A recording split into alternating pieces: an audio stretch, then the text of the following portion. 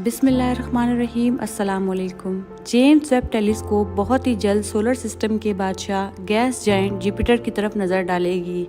पोशीदा समंदर, पेचीदा रिंग्स और खुफिया आतिशफशां इस निज़ाम को नए ऑब्जर्वेटरी के लिए एक चैलेंज बनाएंगे। जुपिटर पुरसरारियत से भरा हुआ एक कॉम्प्लेक्स निज़ाम है जो अपने इर्द गिर्द नाजुक रिंग्स के बारे में बहुत सारे सवालात जहन में लाता है। इसके सबसे बड़े चांद पर पानी के समंदर या पोशीदा आतिशफशां किस तरह मौजूद हैं और इस बड़े प्लेनेट के हंगामा खेज माहौल में ग्रेट रेड स्पॉट की तरह किस तरह के बड़े पैमाने पर तूफान आते हैं। Welcome to logical MO. $10 billion की लागत से बनने वाला ऑब्जर्वेटरी जेम्स वेब टेलीस्कोप जो कि 12 जुलाई को इस प्लेनेट की पहली इमेज को रिलीज करेगा। रिसर्चर्स का कहना है कि ये प्लेनेट जेम्स वेब टेलीस्कोप के लिए प्रूविंग ग्राउंड साबित होगा और ये बहुत ही मुश्किल तजर्बा होगा। जुपिटर के बारे में हम जानते हैं कि ये बहुत ही रोशन प्लेनेट है और इसके 5 चांद हैं और इसके इर्द गिर्द रिंग्स मौजूद हैं। रिसर्चर्स के मुताबिक इन दोनों चीजों को ऑब्जर्व करना जेम्स वेब टेलीस्कोप से फायदा उठाने के लिए बहुत ही एक्सीलेंट होगा। हालांकि इस टेलीस्कोप के हालात बहुत ही हसास हैं। जुपिटर एक ब्राइट टारगेट होने के साथ साथ इंतहाई तेजी से घूमता है, जिसकी वजह से टेलीस्कोप को वक्त के साथ ही इमेज लेने में काफी मुश्किल पेश आ सकती है।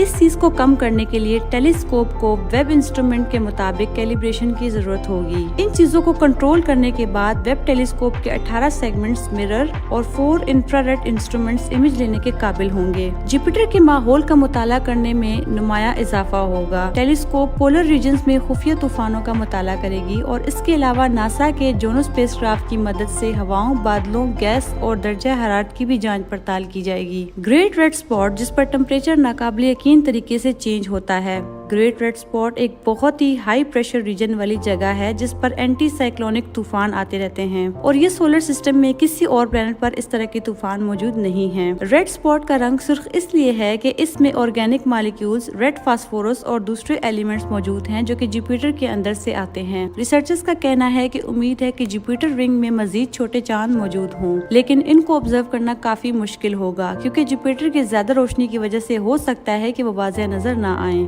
जुपिटर के 2 बड़े चांद हैं, आइसी गैनामेड और वोल्केनिक आईओ। मजीद इनके बारे में मालूमात हासिल की जाएंगी कि कैसे बने और वक्त के साथ कैसे तब्दील हुए। गैनामेड की सतह के नीचे नमक के पानी का समंदर भी तलाश किया जाएगा। वोल्केनिक आईओ की तहकीकात में आतिशफशां की तलाश शामिल होगी जो कि रिसर्चर्स के मुताबिक किसी भी डस्ट पार्टिकल को बिखेरे बगैर फट रहे हैं। वेब टेलीस्कोप में जुपिटर पर मौजूद 2 मिशन वॉयेजर और गैलीलियो से ज्यादा रेजोल्यूशन पावर है, जिससे ये इस पर मौजूद वोल्केनोस और हॉट स्पॉट्स को इमेज करेगा। 1990 से 2000 तक गैलीलियो मिशन ने ये बात साबित की है कि जुपिटर पर आने वाले आतिशफशां जमीन की तरह हैं, मगर इनको मजीद तफसील से देखने की जरूरत है। इसके अलावा आईओ के टेम्परेचर के बारे में भी मालूमात हासिल की जाएंगी जो कि अभी तक अननोन है। वेब टेलीस्कोप ने डीप स्पेस से अपना ऑप्टिक्स जुपिटर की तरफ मोड़ दिया है और प्लेनेट के करीब ऑब्जर्वेटरीज इसकी मदद करेंगी। इससे जुपिटर के एटमॉस्फेयर के बारे में अहम मालूमात मिलेंगी। कोई भी स्पेसक्राफ्ट ऐसा नहीं कर सकता। माजी में बहुत से ऑब्जर्वेटरीज से मुख्तलिफ डाटा को कलेक्ट करके कंबाइन किया जाता था, मगर अब वेब टेलीस्कोप की मदद से एक ही दफा एक ही सोर्स से बहुत सारी इंफॉर्मेशन इकट्ठी की जा सकती है। Thanks for watching. Don't forget to subscribe.